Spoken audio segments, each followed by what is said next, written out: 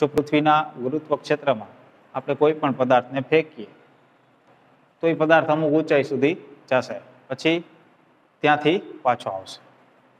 જો આપણે પદાર્થને ખૂબ જ વધારે ઊંચાઈ સુધી ફેંકવો હોય તો આપણે પદાર્થને વધારે ઝડપથી ફેંકવો પડે, તો વધારે ઊંચાઈ સુધી જશે. પરંતુ જો આપણે એવી કલ્પના કરીએ કે પદાર્થને આપણે કઈ ઝડપથી ફેંકશું કે જેથી કરીને પદાર્થ પૃથ્વીનું જે ગુરુત્વ ક્ષેત્ર છે એમાંથી મુક્ત થઈ જશે, એટલે કે જેને આપણે કહીએ શૂન્યાવકાશ, એટલે કે પદાર્થ પૃથ્વીના ગુરુત્વ ક્ષેત્રમાંથી છટકી જવો જોઈએ. તો જે ઉર્જા સાથે આપણે પદાર્થને ફેંકવો પડે એ ઉર્જાને કહેવાય નિષ્ક્રમણ ઝડપ. નિષ્ક્રમણ ઉર્જા. અને જે ઝડપથી આપણે એને ફેંકવો પડે એને કહેવાય નિષ્ક્રમણ ઝડપ. તો નિષ્ક્રમણ ઉર્જા એટલે શું? તો કે પદાર્થને કેટલી ઉર્જા આપણે આપીએ તો પદાર્થ પૃથ્વીના ગુરુત્વ ક્ષેત્રમાંથી મુક્ત થાય. બરાબર. તો નિષ્ક્રમણ ઝડપ એટલે શું? તો કે પદાર્થને પૃથ્વીના ગુરુત્વ ક્ષેત્રમાંથી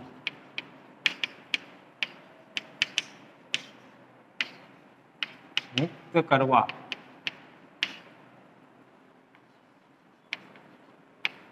આપવી પડતી ઉર્જા, જેને આપણે નિષ્ક્રમણ ઉર્જા કહીશું. કેટલી ઉર્જા આપશું પદાર્થને તો પદાર્થ પૃથ્વીના ગુરુત્વ ક્ષેત્રમાંથી મુક્ત થઈ જશે, એ ઉર્જાને કહેવાય નિષ્ક્રમણ ઉર્જા. તો નિષ્ક્રમણ ઉર્જા કેટલી હોય પદાર્થની એ સમજવા માટે આપણે ઉદાહરણ લઈએ કે ધારો કે પૃથ્વી જેની ત્રિજ્યા આરી જેટલી છે, પૃથ્વીનું દળ એમી જેટલું છે, પૃથ્વીની સપાટીથી ધારો કે h જેટલી ઊંચાઈ કોઈ એક પદાર્થ m દળનો રહેલો છે. તો આની ઉર્જા કેટલી m દળના પદાર્થની એ જો આપણે લખવી હોય તો કે પદાર્થની ઉર્જા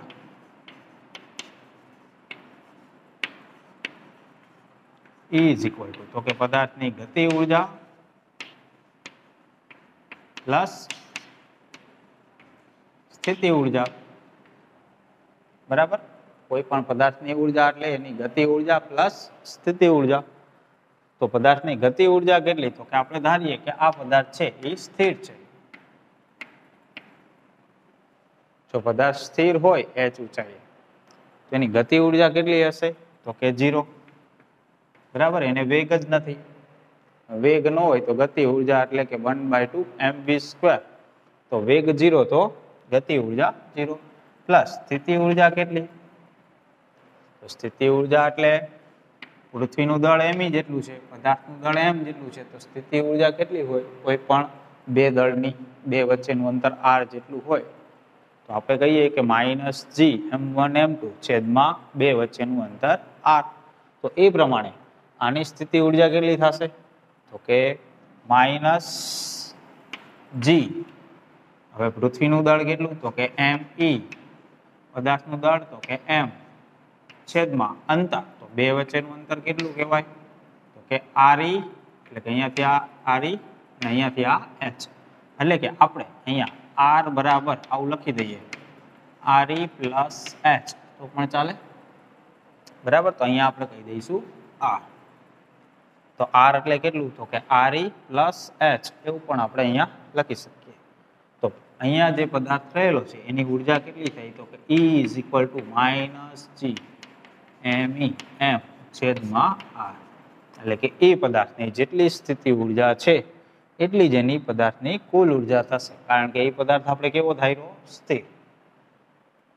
એટલે એની ગતિ ઉર્જા કેટલી થઈ? 0. એટલે જે સ્થિતિ ઉર્જા છે જેની કુલ ઉર્જા થશે.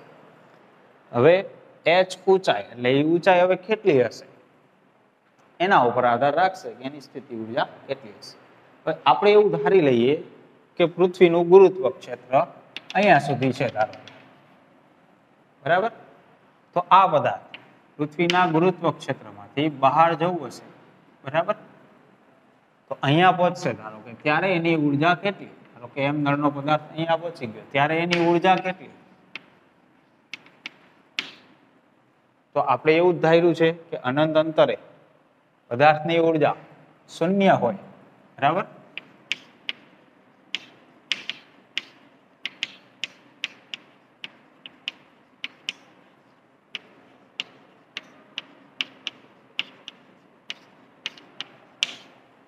એટલે કે પદાર્થ પૃથ્વીના ગુરુત્વ ક્ષેત્રમાંથી મુક્ત થાય ત્યારે એની ઉર્જા કેટલી? તો કે શૂન્ય.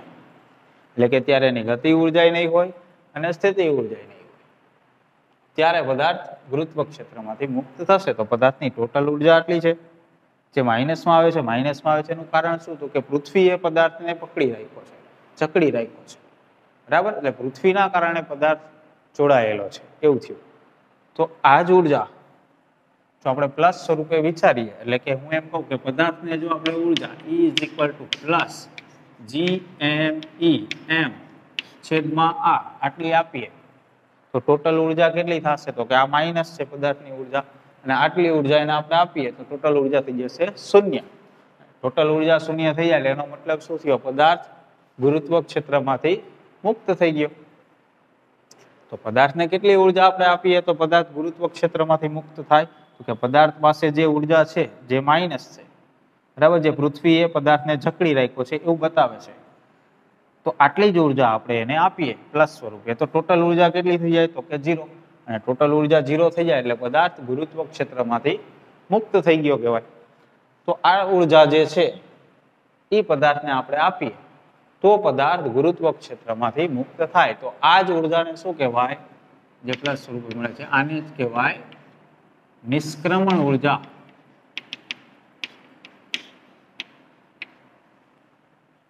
અને ઘણી વખત આ ઉર્જાને બંધન ઉર્જા એવું પણ કહેવામાં આવે. શા માટે એવું કહેવામાં આવે બંધન ઉર્જા? તો કે પદાર્થ પૃથ્વીના બંધનમાંથી મુક્ત થયો એવું આપણે કહી શકીએ. પૃથ્વીએ જે ગુરુત્વ ક્ષેત્ર દ્વારા, ગુરુત્વાકર્ષણ બળ દ્વારા પદાર્થને જે ખેંચી રાખ્યો હતો એમાંથી મુક્ત થયો એટલે એને કીધું બંધન ઉર્જા, એવું પણ આપણે કહી શકીએ. તો આ જે ઉર્જા છે જેમાં R જે છે એ આપણે આવી રીતે લખી શકશું: પૃથ્વીની ત્રિજ્યા પ્લસ પૃથ્વીની સપાટીથી અંતર, પદાર્થ કેટલા અંતરે છે, બરાબર, h, એટલે કે RE પ્લસ h, એવું પણ આપણે ત્યાં લખી શકીએ. M એટલે પદાર્થનું દળ, ME એટલે પૃથ્વીનું દળ, G એટલે ગુરુત્વાકર્ષણનો સાર્વત્રિક અચળાંક. તો હવે આપણે સમજીએ નિષ્ક્રમણ ઝડપ એટલે શું. તો નિષ્ક્રમણ ઝડપ એટલે હવે ધારો કે કોઈ પદાર્થ પૃથ્વીની સપાટી ઉપર છે અહીંયા, હવે આપણે આને ગુરુત્વ ક્ષેત્રમાંથી મુક્ત કરવો છે. તો ગુરુત્વ ક્ષેત્રમાંથી મુક્ત કરવો હોય તો એ પદાર્થને આપણે અમુક ઝડપથી ફેંકવો પડે. તો અહીંયાથી પદાર્થને આપણે અમુક ઝડપથી ફેંકીએ, ધારો કે અહીંયાથી આપણે VE જેટલી ઝડપથી એને આપણે ફેંકીએ કે જેથી કરીને આ પદાર્થ ગતિ કરતો કરતો ગુરુત્વ ક્ષેત્રમાંથી મુક્ત થઈ જાય.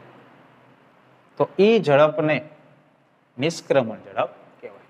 કે કેટલી ઝડપથી આપણે પદાર્થને ફેંકશું તો પદાર્થ ગુરુત્વ ક્ષેત્રમાંથી મુક્ત થશે તો એને કહેવાય નિષ્ક્રમણ ઝડપ. તો નિષ્ક્રમણ ઝડપની વ્યાખ્યા શું થશે? તો કે પદાર્થને જે ઝડપથી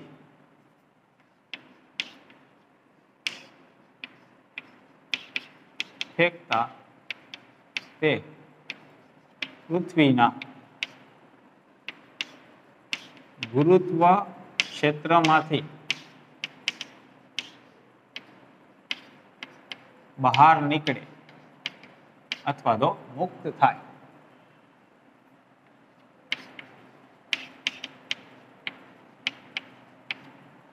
તે ઝડપને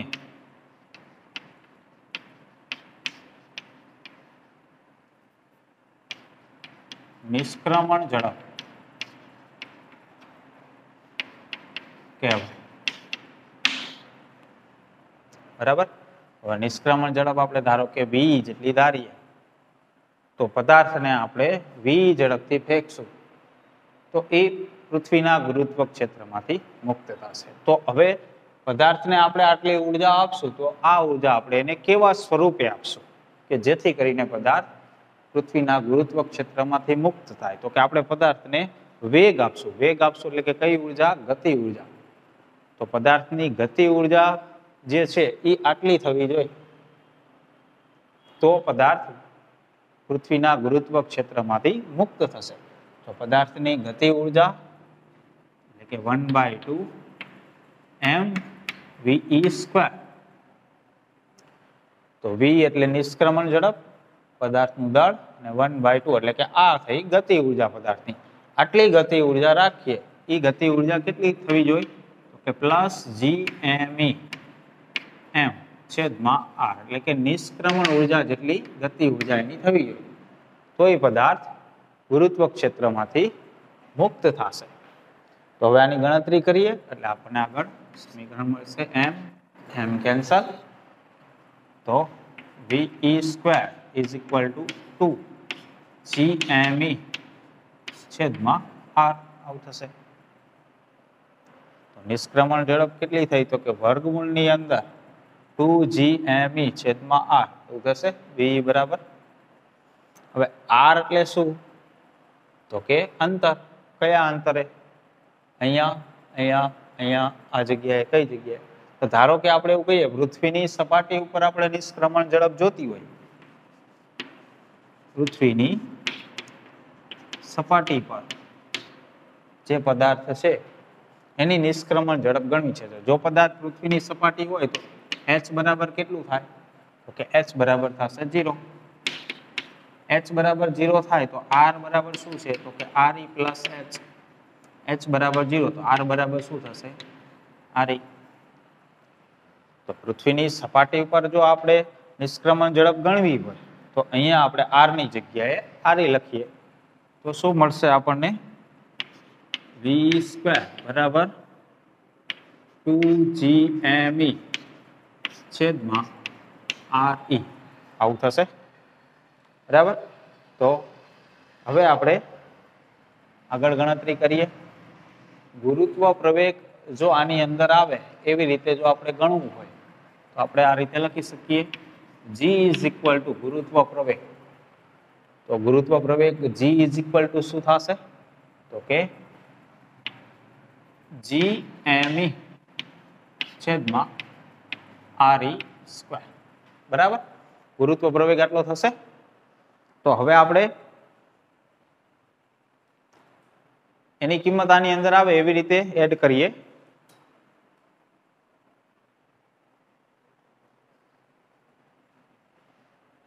તો જો v² બરાબર 2gme છેદમાં re છે તો આની અંદર ગુરુત્વ પ્રવેગ આવે એના માટે શું કરવું પડશે? તો કે v² is equal to 2gme છેદમાં re² ઇન્ટુ re. આવી રીતે થશે. re વડે ગુણીએ અને re વડે ભાગીએ. re કેન્સલ એટલે આ તો આવી જશે. તો હવે આપણે અહીંયા શું લખી શકશું આની જગ્યાએ? બરાબર. ગુરુત્વ પ્રવેગ g તો થશે ve² ઇઝ ઇક્વલ ટુ અને આપણે કહી દઈએ ge. બરાબર. તો આની જગ્યાએ આવશે 2 ge re આવું થશે. તો ve ઇઝ ઇક્વલ ટુ શું થશે? વર્ગમૂળની અંદર 2ge re આવું થશે. બરાબર. તો અહીંયા આપણને નિષ્ક્રમણ ઝડપ v એટલે શું છે? નિષ્ક્રમણ ઝડપ. નિષ્ક્રમણ ઝડપ વિશે આપણને મળ્યું વર્ગમૂળની અંદર 2ge re. તો આપણે હવે પૃથ્વીની સપાટી પર કોઈ પદાર્થ રહેલો હોય એના માટે નિષ્ક્રમણ ઝડપ મેળવી શકીએ. કારણ કે આ બંને કિંમત તો અચળ જ છે. g બરાબર આપણે કેટલું લઈએ?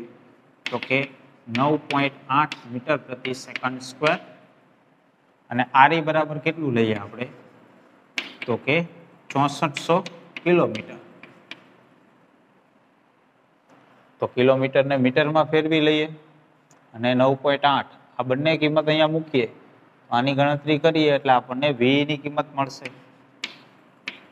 બરાબર. તો આ બંને કિંમત મૂકી અને ગણી જુઓ જે આવશે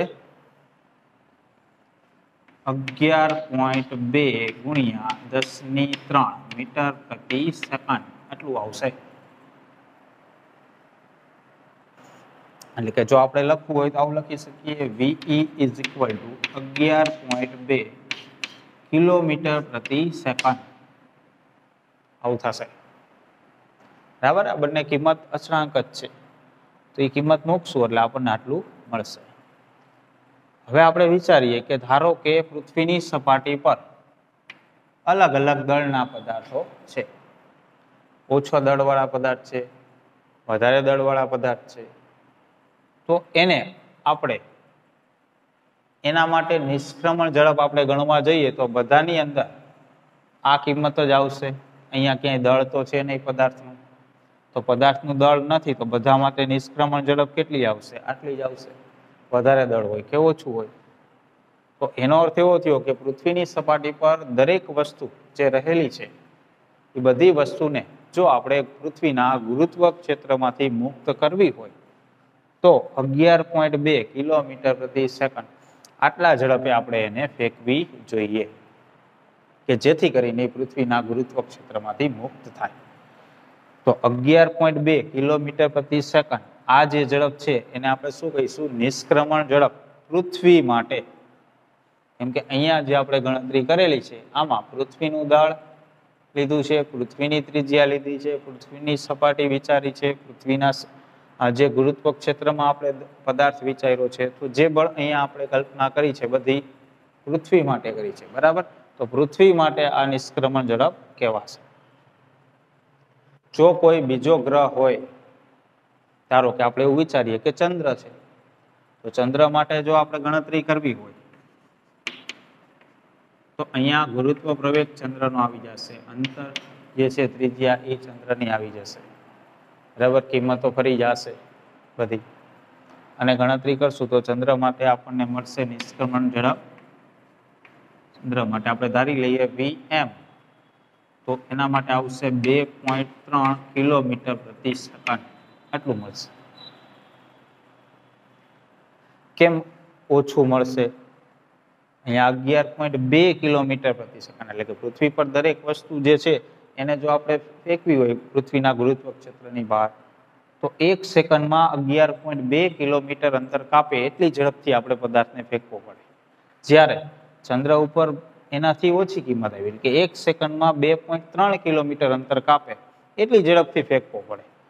તો પૃથ્વીનું જે દળ છે એ વધારે છે ચંદ્ર કરતા, એટલે પૃથ્વીનું જે ગુરુત્વ ક્ષેત્ર છે એ ચંદ્ર કરતા પ્રબળ છે. એટલે કે પૃથ્વી દરેક વસ્તુને વધારે બળથી ખેંચી રાખશે ચંદ્ર કરતા. એટલા માટે પૃથ્વીના ગુરુત્વ ક્ષેત્રમાંથી મુક્ત થવા માટે વધારે ઝડપ જોશે અને ચંદ્રના ગુરુત્વ ક્ષેત્રમાંથી બહાર નીકળવા માટે ઓછી ઝડપ જોશે. એટલા માટે જ પૃથ્વી ઉપર વાતાવરણ શક્ય બન્યું છે, કારણ કે પૃથ્વીનું દળ વધુ છે, ગુરુત્વાકર્ષણ બળ વધુ છે ચંદ્ર કરતા. એટલે ચંદ્ર ઉપર વાતાવરણ નથી, એનું કારણ તો કે એનું જે ગુરુત્વ ક્ષેત્ર છે એ નબળું છે પૃથ્વીના ગુરુત્વ ક્ષેત્ર કરતા, એટલા માટે.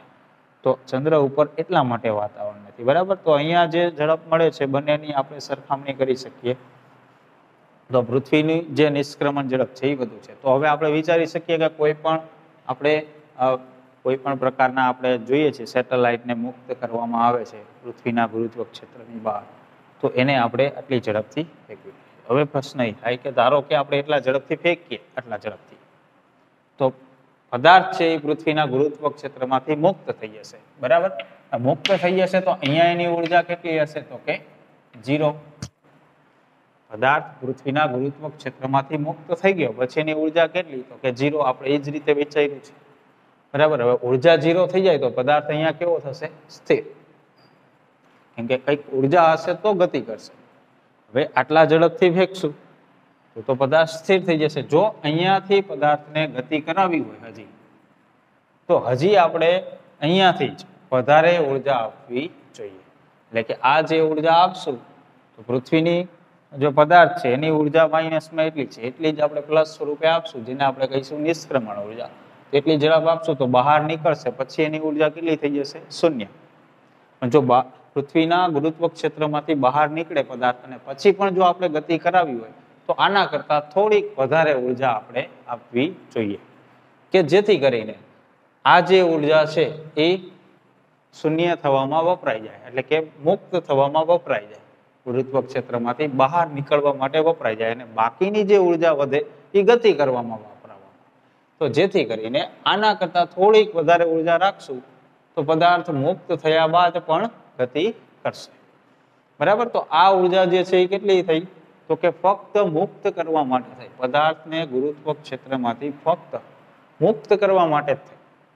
પણ હજી થોડીક વધારે ઉર્જા આપણે આપીએ તો પદાર્થને મુક્ત થવા માટે તો આટલી ઉર્જા વપરાઈ જશે, પણ બાકી જેટલી ઉર્જા રહેશે એ પદાર્થને મુક્ત થયા બાદ ગતિ કરવા માટે મળશે, કે તો પદાર્થને કંઈક ઝડપ રહેશે ગુરુત્વ ક્ષેત્રમાંથી મુક્ત થયા બાદ. આટલી જ ઉર્જા આપશું તો મુક્ત થયા બાદ ઉર્જા શૂન્ય થઈ જશે, તો પદાર્થ ત્યાં કેવો રહેશે? સ્થિર રહેશે. બરાબર, તો આ રીતે આપણે નિષ્ક્રમણ ઉર્જા અને નિષ્ક્રમણ ઝડપ વિશે સમજી શકીએ.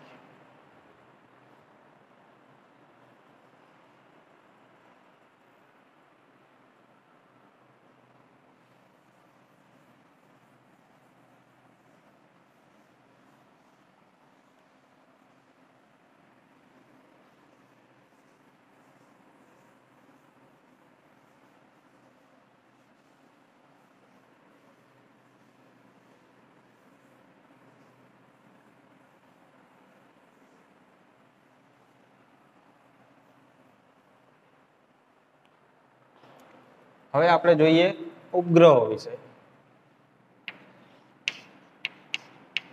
ઉપગ્રહ કોને કહેવાય?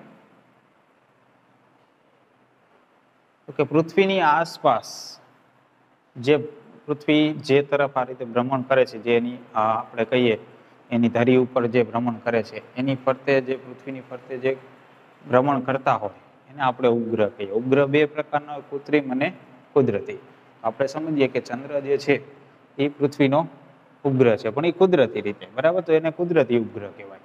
અને આપણે બીજા અમુક ઘણા બધા કૃત્રિમ ઉપગ્રહ પણ મૂક્યા છે. બરાબર, ઇનસેટ છે, આર્યભટ્ટ છે, આ બધા જે આપણે બનાવેલા જે છે એ ઉપગ્રહ પણ પૃથ્વીને ફરતે ભ્રમણ કરે છે. તો ઉપગ્રહ છે એ બે પ્રકારના હોય, કુદરતી અને કૃત્રિમ.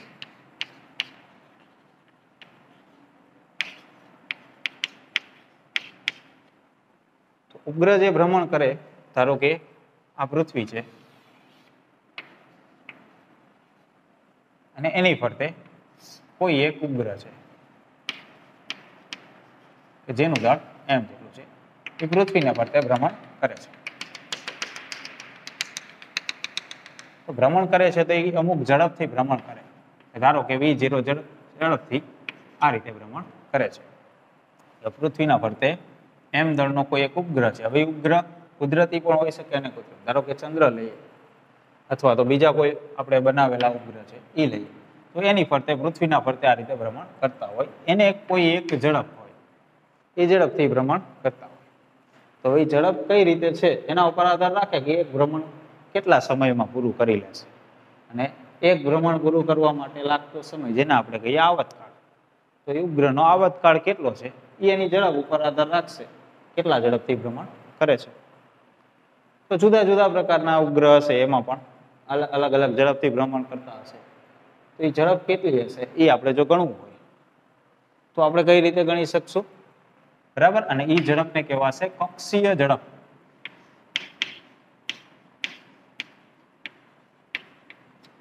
ઉપગ્રહ જે છે એ આ તો આપણે પૃથ્વી અને એના ઉપગ્રહ વિશે જોઈએ. બીજા ગ્રહો માટે પણ આવી રીતે થાય કે અહીંયા કોઈ પણ ગ્રહ હોય એનો એક ઉપગ્રહ હોય જેના ફરતે ભ્રમણ કરતો હોય. તો બધા માટે એવું લઈ શકીએ, પણ અહીંયા આપણે ઉદાહરણ તરીકે લઈ લીધું પૃથ્વી અને કોઈ એક એનો ઉપગ્રહ. તો પૃથ્વીનું દળ m જેટલું છે એવું લઈએ, ઉપગ્રહનું દળ m જેટલું છે એવું લઈએ, અને પૃથ્વીથી r જેટલા અંતરે છે. તો r બરાબર અહીંયા પણ આપણે આવું લખી શકીએ, re પ્લસ h. કેમ કે અહીંયાથી આ અંતર પૃથ્વીની ત્રિજ્યા અને સપાટીથી એની ઊંચાઈ, એવું કહી શકીએ. તો અહીંયા પણ આપણે એવું લખી શકીએ. તો એના માટે આ ઝડપ કેટલી હોય એ આપણે ગણવું છે. તો ઉપગ્રહ છે એ વર્તુળાકાર કક્ષામાં ભ્રમણ કરે છે. તો વર્તુળાકાર કક્ષામાં ભ્રમણ કરતો હોય તો એના માટે આપણે શું લખી શકીએ? તો કે એની ગતિ થાય છે તો એની ઉર્જા, તો કે 1/2 mv², એની ગતિ ઉર્જા. અહીંયા આપણે v0 લઈશું. એ ગતિ ઉર્જા કેટલી હોવી જોઈએ? તો કે ઈ શું કરશે? કેન્દ્રગામી બળ. કેન્દ્રગામી બળ અહીંયા કોણ પૂરું પાડશે? એની જે ગતિ ઉર્જા હશે એ પ્રમાણે. તો કે એની ટોટલ ઉર્જા કેટલી થશે? તો એક તો ગતિ ઉર્જા હશે પ્લસ એને એક સ્થિતિ ઉર્જા હશે. તો સ્થિતિ ઉર્જા કેટલી હશે? તો કે માઇનસ જી એમ એમઈ છેદમાં અંતર આર. આ ઉર્જા કેની થાય? તો કે ઉપગ્રહની.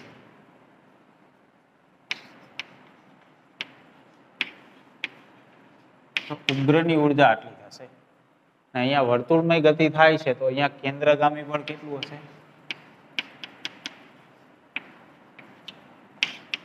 તો કેન્દ્રગામી બળ mv0² છેદમાં r એટલું થશે જે કેન્દ્ર તરફ લાગશે. તો કેન્દ્રગામી બળ અહીંયા કોણ પૂરું પાડશે? તો કે એની જે બે અહીંયા જે પૃથ્વીનું દળ અને જે ઉપગ્રહ છે આ બે વચ્ચે જે ગુરુત્વાકર્ષણ બળ લાગશે એ કેન્દ્રગામી બળ પૂરું પાડશે. તો બે વચ્ચે લાગતું ગુરુત્વાકર્ષણ બળ કેટલું?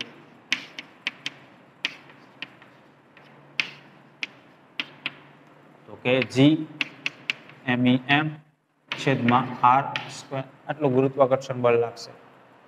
તો ગુરુત્વાકર્ષણ બળ કેન્દ્રગામી બળ પૂરું પાડશે. તો આપણે આવું લખી શકીએ કેન્દ્રગામી બળ બરાબર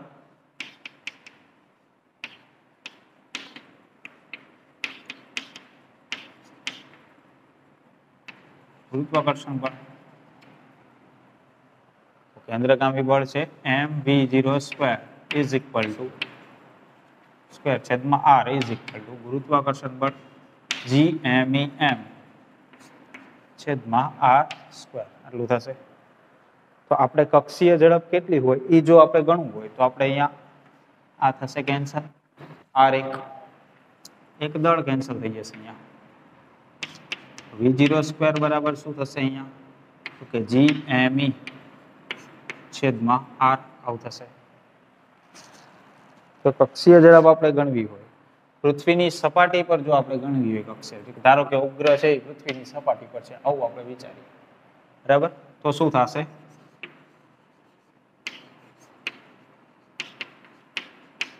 તો કે h બરાબર 0 થશે.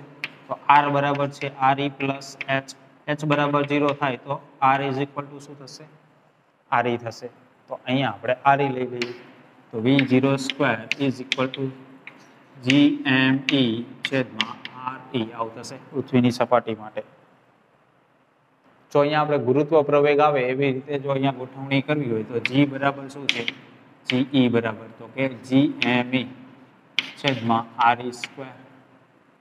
તો v0² બરાબર શું લખી શકીએ? Gme છેદમાં re² ઇન્ટુ re આવું થશે. re કેન્સલ તો હતું અહીં આવી જશે. તો v0² બરાબર આની જગ્યાએ ge ઇન્ટુ re આવું થશે. તો v0 બરાબર તો કે વર્ગમૂળની અંદર ge re આવું થશે. તો જો અહીંયા આપણે જોઈ શકીએ નિષ્ક્રમણ ઝડપ હમણાં જ આપણે સમીકરણ તાર્યું એમાં શું આવતું હતું? તો કે નિષ્ક્રમણ ઝડપ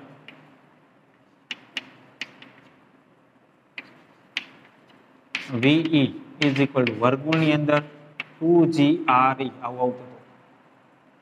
તો કક્ષીય ઝડપ અને નિષ્ક્રમણ ઝડપ આ બે વચ્ચે જો આપણે સરખામણી કરીએ તો બંનેનો ગુણોત્તર લઈએ તો g re વર્ગમૂળની અંદર કેન્સલ થઈ જાય.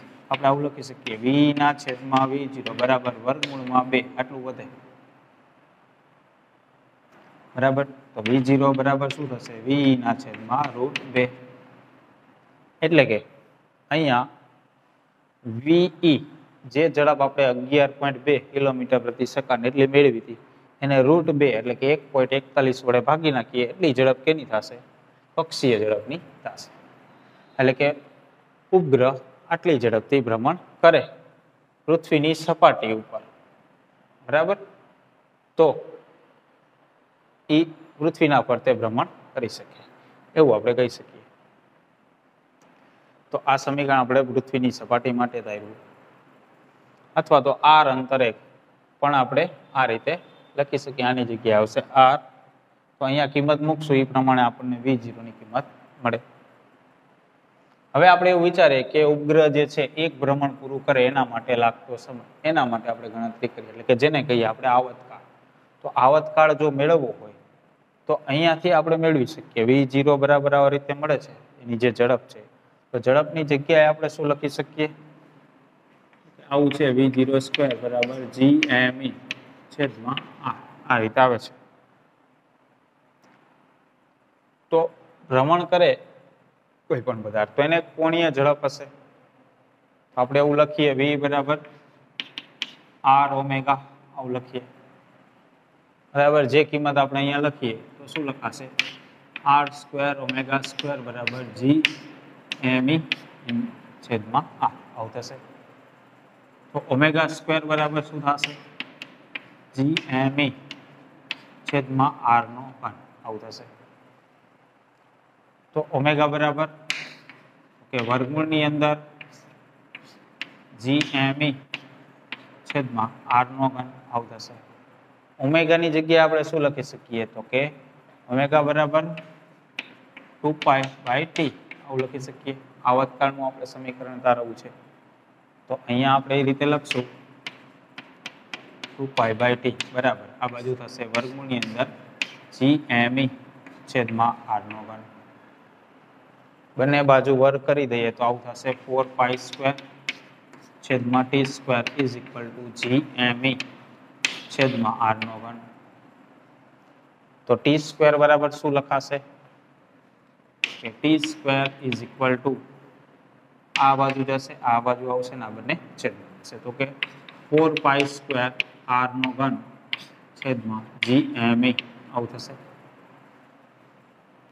તો અહીંયા જો આ કિંમત જે છે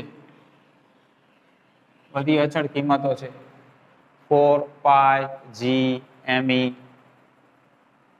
તો અહીંયા આપણે આવું લખી શકીએ t² ચલે છે r નો ઘન, આવું આપણે કહી શકીએ. તો આવતકાળનું સૂત્ર મળી ગયું આપણને 4π² r નો ઘન છેદમાં gme. તો t બરાબર વર્ગમૂળની અંદર થશે એ કિંમત.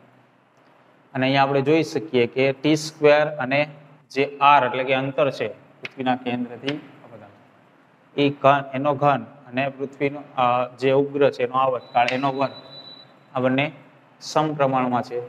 તો આવું આપણે આગળ જોયું હતું કેપ્લરનો ત્રીજો નિયમ, જેને આપણે કહીએ.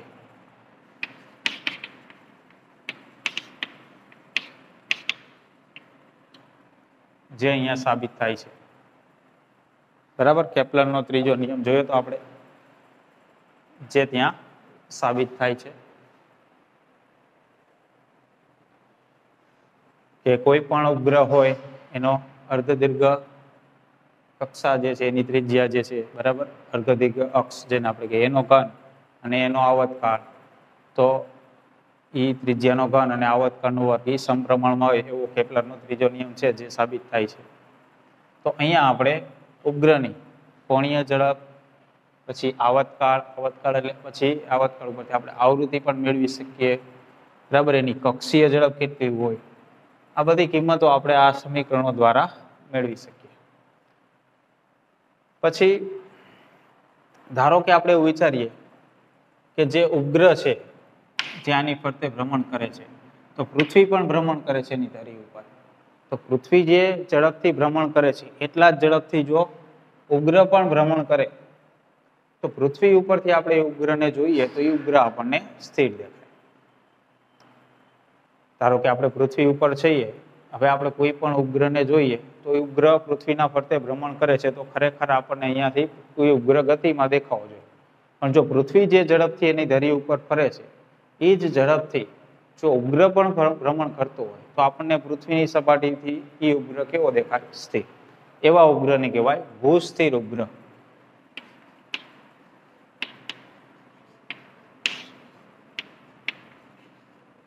તો ભૂસ્થિર ઉપગ્રહ હોય એનો આવતકાળ કેટલો હોય? તો કે જેટલો આવતકાળ પૃથ્વી એની ધરી ઉપરથી ભ્રમણ કરે છે. એટલે પૃથ્વી પોતાની ધરી ઉપર એક ભ્રમણ જેટલા સમયમાં પૂરું કરે એટલા જ સમયમાં એ ઉપગ્રહ પણ પૃથ્વી ફરતે એક ભ્રમણ પૂરું કરવો જોઈએ.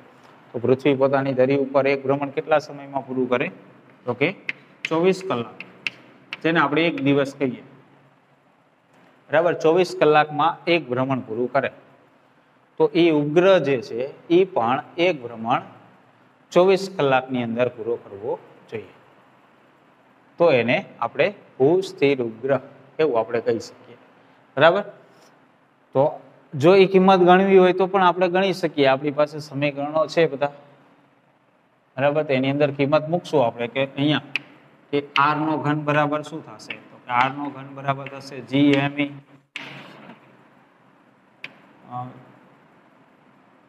ઇન્ટુ ટી સ્ક્વેર છેદમાં 4π². આવું થશે. તો દરેક કિંમત મૂકી દઈએ. જેની કિંમત 6.67 ગુણ્યા 10⁻11. પૃથ્વીનું દળ 6 ગુણ્યા 10⁴ આવતકાળ 24 કલાક. કલાકને આપણે સેકન્ડમાં લેવું પડશે. તો 24 ગુણ્યા 3600. એ જ રીતે પાઈની કિંમત 3.14. બધી કિંમત મૂકીએ અને જે જવાબ આવે એનું ઘનમૂળ કાઢીએ એટલે આર બરાબર આપણને કંઈક કિંમત મળશે. અહીંયા આર એટલે શું થશે? તો કે RE પ્લસ H. અને અહીંયા જે કિંમત આવશે મીટરમાં આવશે. RE એટલે કેટલું છે? તો કે 6400 કિલોમીટર. તો એ કિંમત અહીંયા લઈ લઈએ તો H બરાબર આપણને કિંમત મળશે. એટલે કે પૃથ્વીની સપાટી ઉપરથી અહીંયાથી કેટલી ઊંચાઈએ પદાર્થને આપણે રાખીએ, ઉપગ્રહને આપણે રાખીએ કે જેથી કરીને એનો આવતકાળ કેટલો થાય? 24 કલાક. એ આપણને અહીંયા મળી જાય. બરાબર. એ ગણતરી કરશો એટલે કંઈક જવાબ મળશે. જે જાતે તમે ગણતરી કરજો. બરાબર. તો તમને કંઈક એ કિંમત મળશે.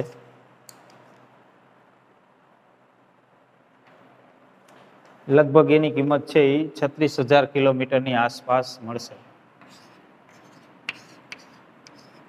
આની આસપાસ તમને એ કિંમત જોવા મળશે. બરાબર. તો એટલી ઊંચાઈએ જો આપણે ઉપગ્રહ રાખશું પૃથ્વીની સપાટીથી તો એ ઉપગ્રહ ભૂસ્થિર ઉપગ્રહ કહેવાશે. એટલે કે સપાટીથી આપણે એ ઉપગ્રહને જોઈશું તો એ ઉપગ્રહ આપણને કેવો લાગશે? સ્થિર લાગશે. તો એનો ઉપયોગ પછી આપણે જુદા જુદા ક્ષેત્રની અંદર કરી શકીએ. બરાબર. સેટેલાઇટ જેને આપણે કહીએ છીએ, કૃત્રિમ રીતે આપણે કોઈ પણ ઉપગ્રહ મૂકીએ તો એ રીતે થશે. તો આ રીતે આપણે કક્ષીય ઝડપ, નિષ્ક્રમણ ઝડપ, પછી જે ઉપગ્રહ ભ્રમણ કરે છે એના આવતકાળ, એની કોણીય ઝડપ, આ બધી કિંમતો આપણે આ સમીકરણો દ્વારા ગણી શકાય. બરાબર. જે તમારે નોંધ લેવાની.